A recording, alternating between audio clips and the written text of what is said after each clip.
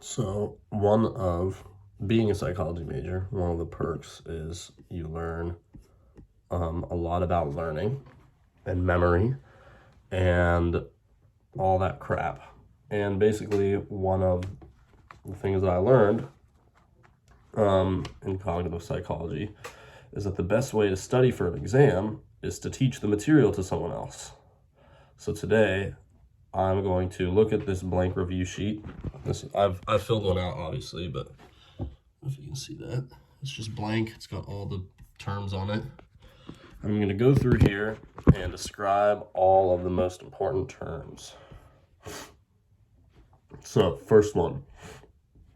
In the topic of consumer decision making, there are 4 types of consumer decision making, and be able to give examples. How do they vary in the information processing involvement? Okay, so the first one is brand laziness. The second one is brand loyalty. The third one is variety seeking. And the last one is problem solving.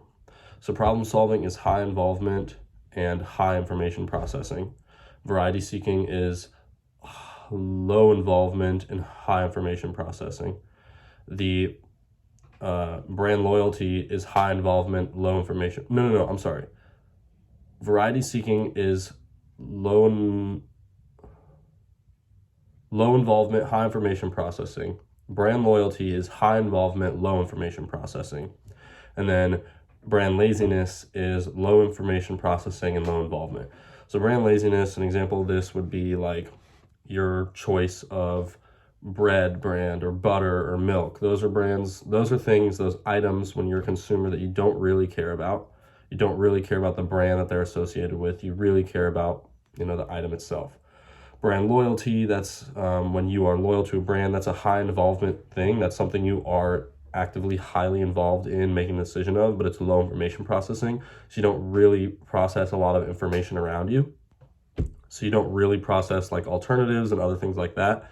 So that's going to be something like, class examples was like a cigarette brand that somebody always has, or a Coke or Pepsi thing, or like a soft drink of choice, or like a pair of jeans that somebody always buys this pair of jeans. It's like you are highly involved in that. You use that a lot, but you don't process a lot of information involved with that. And then the last one is problem solving. And problem solving is when you are using high involvement, so something you are highly involved in and something you use high information processing and mental energy to do. So that could be, those are like big items, big ticket items, like a car, like a house, like they use the example of like furniture. These are things that, you use a lot of energy to pretty much to purchase them because you care about the choice. Parity products is the idea that, all products are the same, so it doesn't really matter which one you buy. Determinant attributes are the attributes that differentiate different things from each other. Wait, hold on. And what? Oh, no. Determinant attributes are the attributes that determine what, like the decision making of the consumer. Let me check if this is correct. It determines the decisions that the consumer makes. Yeah, the things that the consumer finds most important. So these are determine the decision. Okay. These are the 5 steps. I'm gonna just go over the most principal elements, actually, not the like individual ones. So the 5 steps of the traditional model of consumer decision making, and be able to discuss the important elements of each step. So the elements are 1, problem recognition, 2, information search, 3, evaluation of alternatives, 4, the purchase, and 5, the post-purchase satisfaction or dissatisfaction. So going on number 1, the problem recognition. This is what's called the want-got gap, and that basically means what you want versus what you have, and the gap in between those two. And that's basically like a problem recognition, where you need to solve that problem and close that gap so that it doesn't exist. What was this? Information search. That's basically, are you going to search internally or externally? Externally is outside sources. That could be the internet, that could be your friends, that could be experts, that could be, or anything that's not within you. An internal search is, feelings, thoughts, your own personal knowledge. Basically, like if I was going to buy a computer, was I going to just go online and buy a computer based on everything that I knew inside my head? Or was I going to go and buy a computer based off of, or search for a computer based, this is the search, not the purchase. Am I going to go search for a computer based off of like, reviews, my friend's advice, expert opinions? The third one is the evaluation of alternatives. And this is compensatory versus non-compensatory strategies. This is how you do those. So compensatory strategies is when you evaluate every alternative and all their trade-offs, and you really, it's like a really, I like to think of it as like a very, very specific formula. It works for everything. You evaluate everything. You evaluate the trade-offs and alternatives and every single aspect of everything to make your decision. And then non-compensatory strategies is when you use, different shortcuts to help you get to this point. So one of those, for example, is, if it doesn't meet this certain criteria in this category, I won't consider it. So like, for example, a lexicographic, shortcut, hold on, what's it called? Lexicographic heuristic. Sorry, not shortcut, but that's the same thing. Is when you say, okay, it does not meet the specific criteria in this specific category, it's not on my consideration set. So for example, if you're going to buy a laptop, we'll use that example again. It needs to be under $1,000. If it's not under $1,000, it doesn't meet that criteria and it's not being considered. That's a non-compensatory strategy. You're using a shortcut to get to a smaller consideration set to help you make that decision. Versus a compensatory strategies are when you're going to consider all the laptops, and consider the trade-offs and the like shortcomings and the good qualities and bad qualities about every single laptop.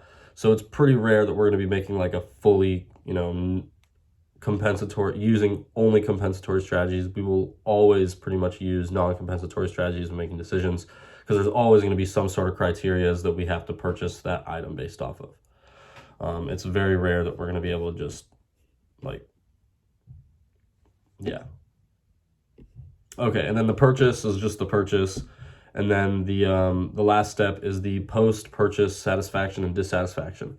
So that is basically how you feel about your decision after you make it, how you feel about your purchase, how you feel about the product or whatever it is that you bought. And that's when we will see a lot of dissonance show up, and a lot of susceptibility to biases and stuff like that. So we know there's for example, consumers are more likely to contrast the way that they feel about alternatives after they purchase the product. So if we'll use a laptop again. If I bought this laptop, I'm more likely to think of this. So before I purchase the laptop, I may think of this laptop as, being, this good, and the laptop that I'm not buying, but the one that's close, being this good, but a little bit less. So here and here. But after I purchase it, I'm more likely to think of my laptop as much greater, and I'm more likely to think much better, and I'm more likely to think of the laptop that I didn't buy but I was considering as much worse. And so this difference is a huge, dissonance, action that we take as consumers to make sure that we feel good about our purchases and to make that purchase feel better in our head. We can also see things like salesmen and stuff sending us cards and sending us congratulation stuff like this. And these are all congratulation notes or something. Like if you were to buy some, whatever, I got a letter in the mail when I bought my car, because the car salesman sent me a letter saying congratulations on the purchase. They want to make you feel good about your purchase. They want to make you think that you did good, even if you may not have. But they want to reduce that dissatisfaction. That's their goal. They always want to reduce it. So those are the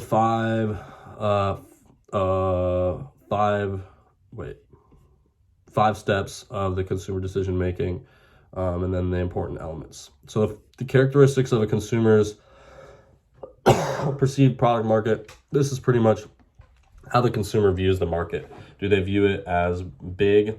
Do they view it as one with lots of variety? Do they think all the products are pretty similar and, their function and all this stuff? Yeah, how does the consumer view the market? Are the products, is there one that's much better than the rest? Is there one that are they all pretty much similar, and they're in that, like, and this pretty much determines how much information search the consumer will do to purchase the product. So if there's a lot of differences between these brands and models, a lot of information search might occur. But if the consumer believes that they're all priority products and they're all just kind of, really similar in product range and style and stuff like that, it's likely that not a lot of information search will occur, but it depends on your purchasing personality. The differences between non-compensatory and compensatory strategies, I think we already discussed that.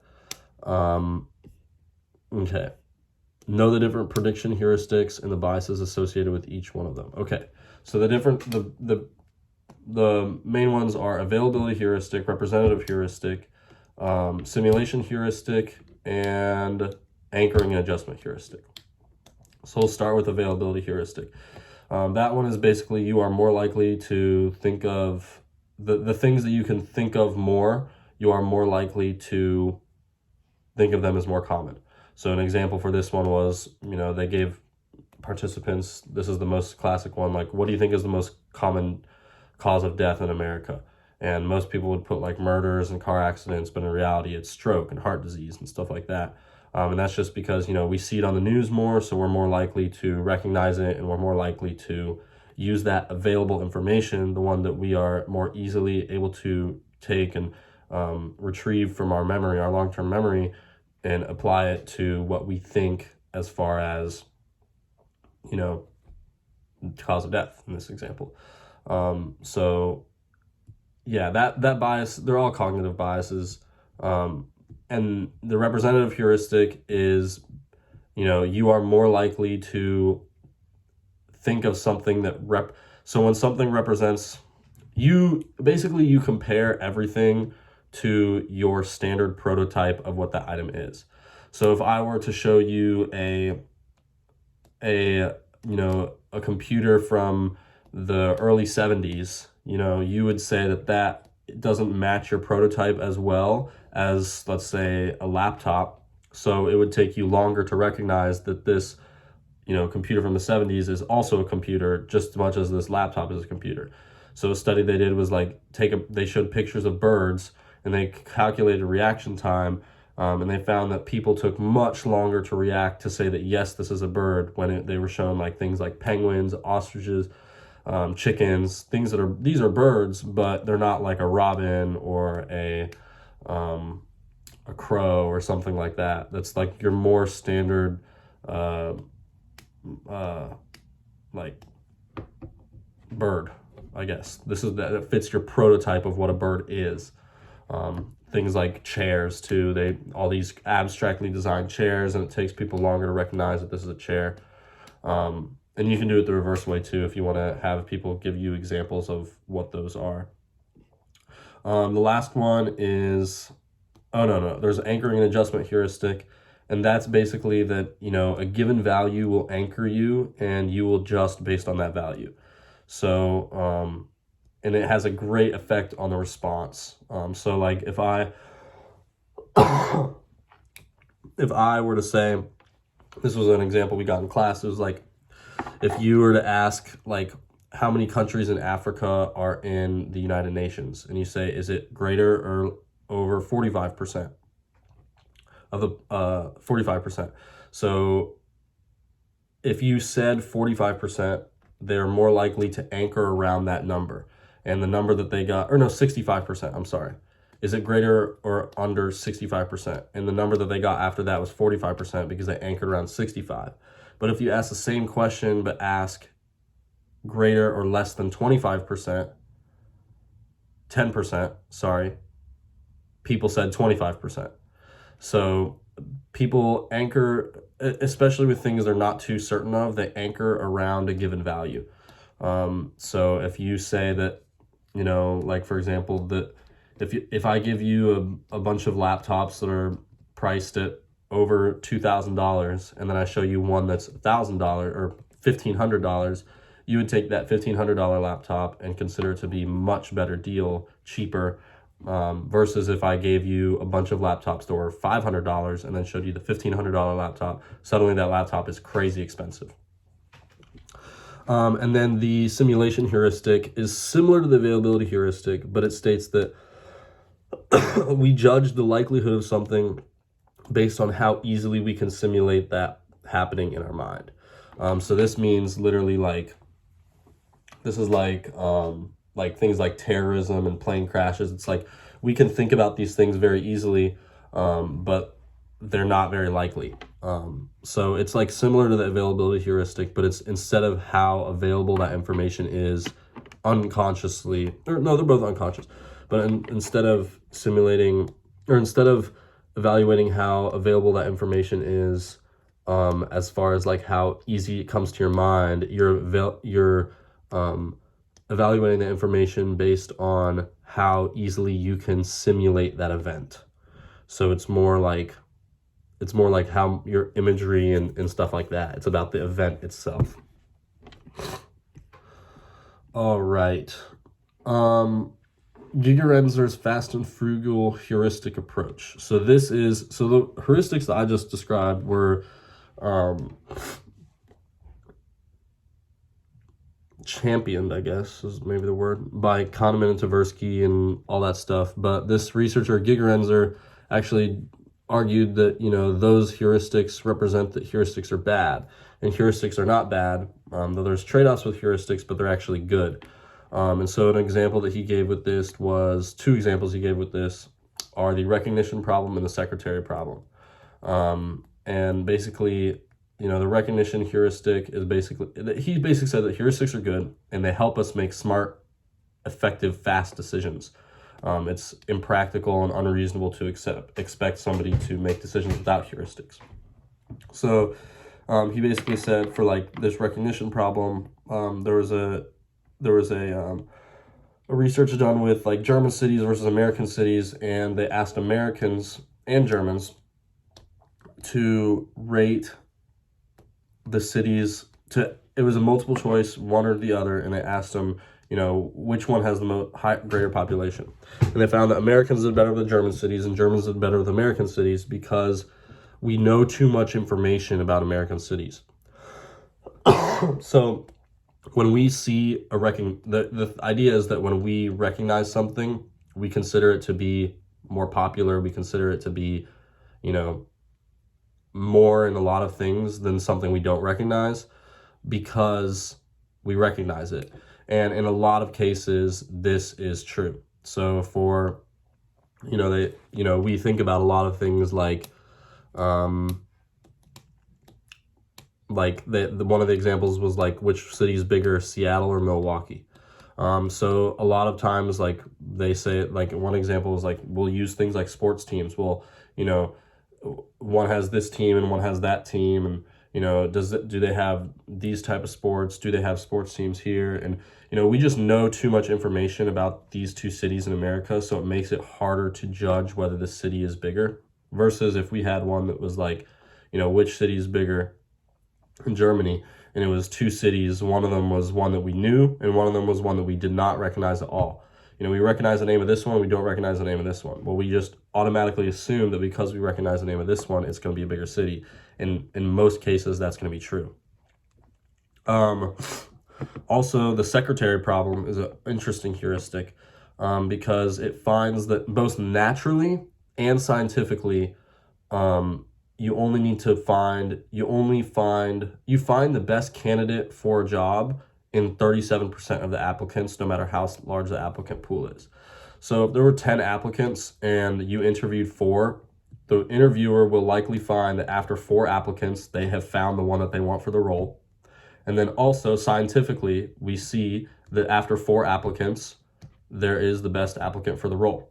So it's kind of like an insane version of mental math and statistics, where basically you will automatically know that the information search doesn't need to be concluded because, the chances that there's somebody of equal quality in the rest of the 62% 63% is high, but it doesn't mean that they'll be better in quality. Like the chances that there's somebody better in quality in the last 2/3 of the study, or 2/3 of the applicants, no matter how large the size, is extremely low, or at least somebody that can fulfill the role at least just as good is extremely low. And we actually don't want to interview those applicants anyway.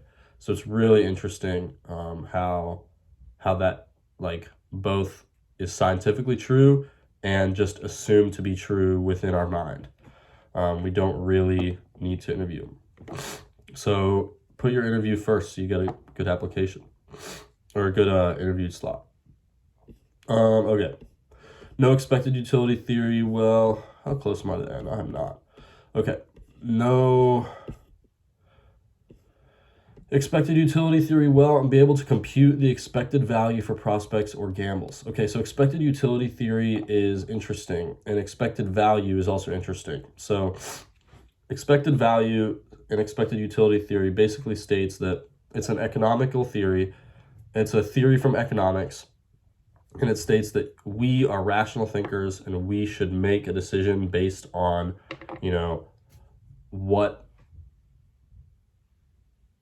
we should make a decision based on the expected value outcome of the possibility. So it's gambling. It's like gambling is a lot of where it comes from, but it's applicable to other things. So gambling is an example we use.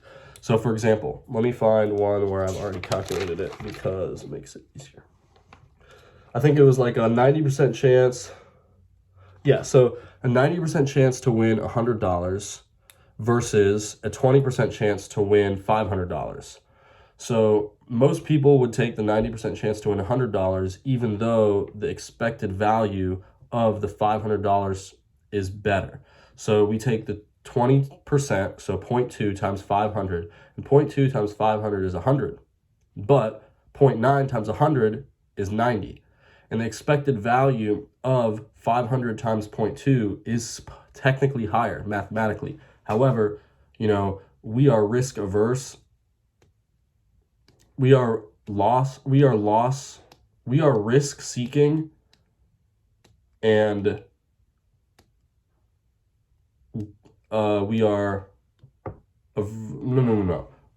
we represent loss aversion, and that basically means that we are more susceptible to loss, and we are more upset with loss than we are happy with gain. And so no, that doesn't make any sense. Well, yeah, it does. So, but the expected value of those two things are technically that the bet with 20% for $500 is a better bet. However, we're more likely to take the 90% $100 because we have diminishing returns on greater money. So the higher you get away from your reference point as far as zero. So if I have $0 and I have $100, the difference between $100 and $0 is much greater in terms of our perceived expected value than $500 is from $100. So for example, a person might value $100 much more than the difference between $100 and $0 much more than the difference between $100 and $500.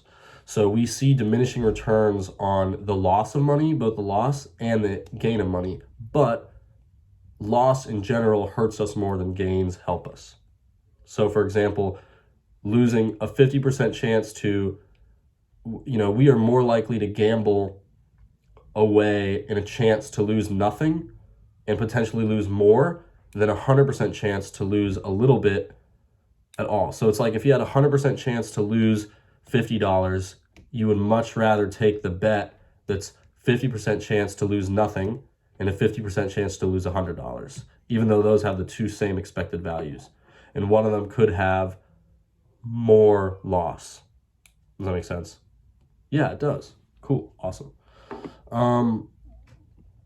So the prospect theory curve is exactly this. That's what I was saying. The prospect theory curve is basically that the farther away we get from the center, the less the value of the money means to us.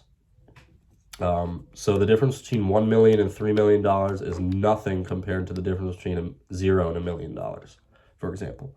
Framing effects, these are basically the way that we frame a question can greatly impact the preferences that individuals may have. So for example, car insurance, if you frame that the car insurance is a sure loss, what are the chances that you crash your car? What are the chances that you need car insurance? You're losing, over $1,000 a year, blah, blah, blah, blah, blah, blah. Some people, I lose $1,000 a year. So like, what are the chances that you'll actually need car insurance versus if you frame it as you will have peace of mind and stuff like this. So it's like the way you frame something can affect the way that somebody has their own thoughts about how they feel about it.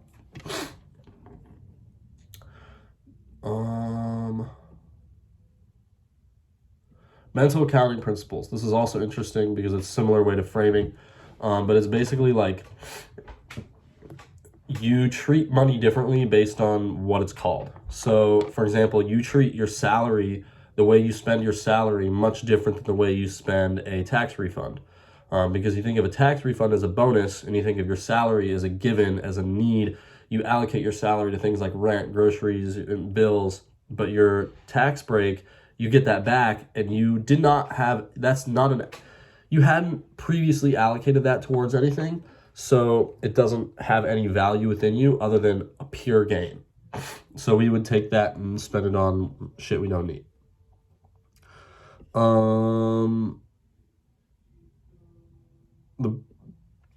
The different processes that lead to errors in effective forecasting. So effective forecasting is how we'll feel emotionally in the future.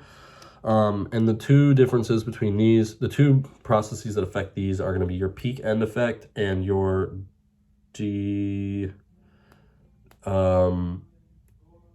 durability bias. So your durability bias is interesting, and it states that humans are really bad at determining how good and bad they'll feel about something good or bad happening to them. So like people are really bad at determining how good something will make them feel. Or no, they're good at determining the level of which it'll make them feel, but they're bad at determining how long it will make them feel that way, which is really interesting. And then the peak end effect states that we are way more influenced by the peak and the end than we are by any other part of anything. So like, for example, a movie, we are way more likely to remember a movie as good if the peak of the movie was really awesome, the climax of the movie was super awesome, and it ended in a great way. Versus a movie that was kind of just good the whole time, never had a peak, and didn't have a specifically good ending. Also, things like surgeries. People are way less likely to, recommend the surgery if it had an extremely painful point in it and you were in lots of pain at the end of it or afterwards. So those who just had a surgery that was, moderately to highly painful, but it lasted the same along the whole way, and then the recovery was the end of it didn't put you in a specifically high amount of pain. Those people are more likely to, recommend the surgery than to those who had a surgery with an extremely high, painfully peak or, terrible peak and an ending that was unfavorable. The features of a consumer's self-concept. This is actual versus ideal and public versus private. So public versus private is basically how you view yourself versus how you push yourself to others, to the public. And actual versus ideal is how you view yourself now versus how you want to view yourself in the future. And that's a consumer self-concept. That's like, in terms of how that would influence buying, for example, it's like, if this is how you are now versus how you want to be in the future, that may affect the products you want to buy. And a marketer might want to exploit that. For example, if you want to be fit, if you want to be healthy, and you don't view yourself as healthy now, they might exploit that to show that their product will help you achieve your ideal. And then your private versus public domain, that's pretty much like, how do you view yourself internally? How do you actually view yourself versus how you portray yourself to be viewed by others? Impression management and integration tactics. So impression management is literally managing your impression to other people. And integration tactics is changing. So impression management is changing the way, not changing the way, but alt is reading the room essentially and acting in a way to make your impression be favorable. And integration tactics is using friendship and favorability to get a desired. Ooh.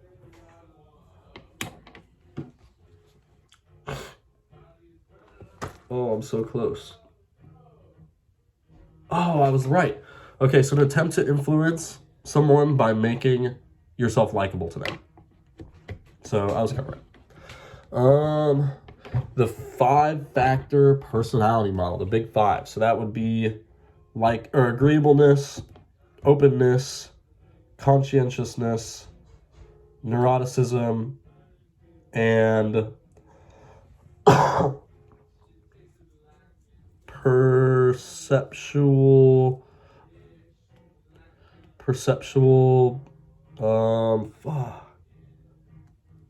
man, I'm so close. Oh, extroversion, not perceptual. So it's extroversion, openness, agreeableness, neuroticism, and conscientiousness. So openness is how open you are to new ideas, new experiences, change. People, obviously people high will be more open to that. Conscientiousness is, how pro-social are you? How pro-social is your behavior? Neuroticism is how crazy you are and how moody you are and, how stable you are mentally as far as your mood and emotion. What am I missing? Neuroticism, playing fucking guitar. Neuroticism, I said openness, consciousness. Oh, extroversion, how extroverted are you? That's pretty simple. And then the last one, what was I missing? Neuroticism, openness, conscientiousness, extroversion, and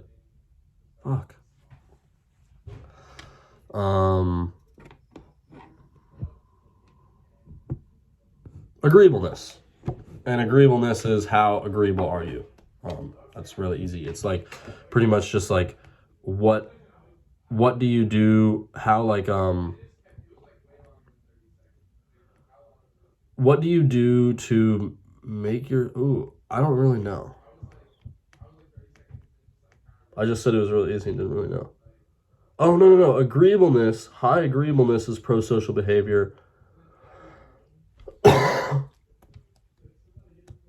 No. Oh, fuck. Okay.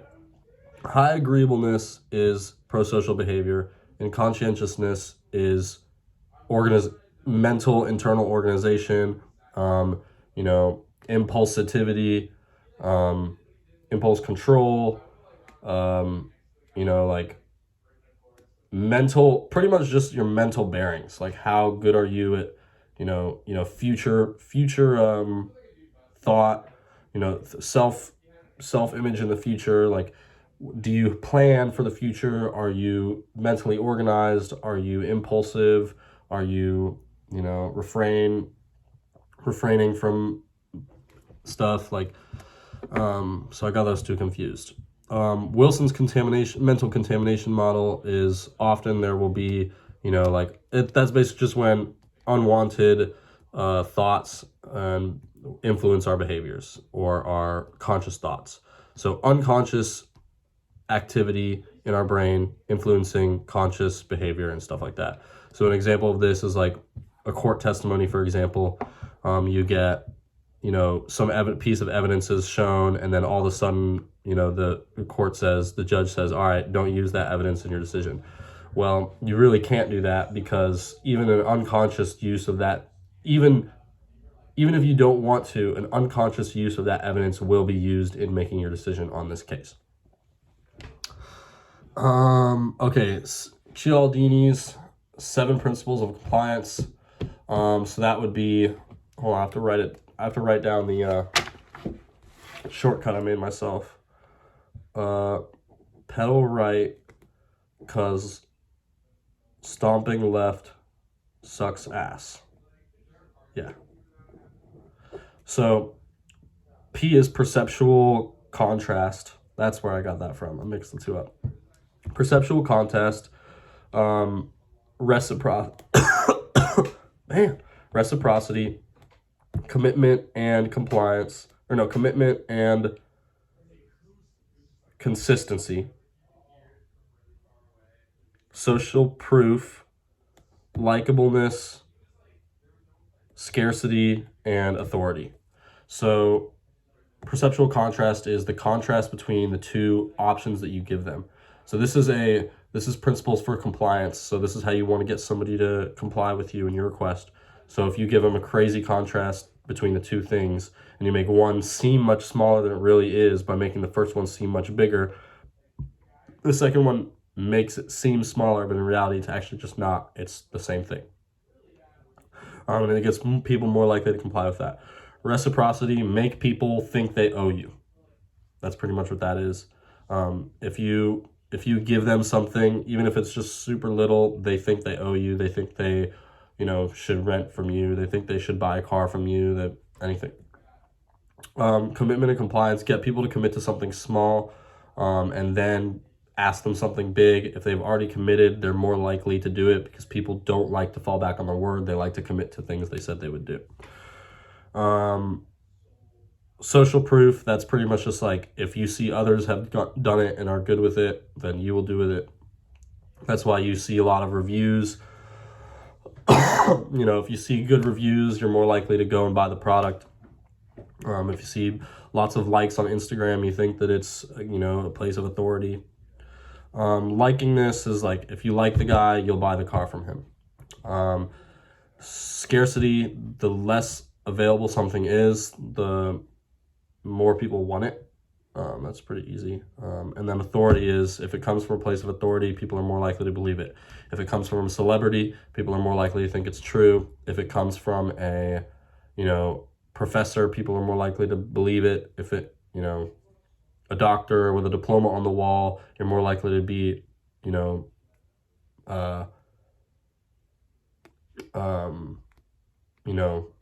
more likely to trust them because they have their diploma sitting right there. Okay, cool. Those are all the main points. Awesome. That's your lesson today in consumer psychology for exam number 2.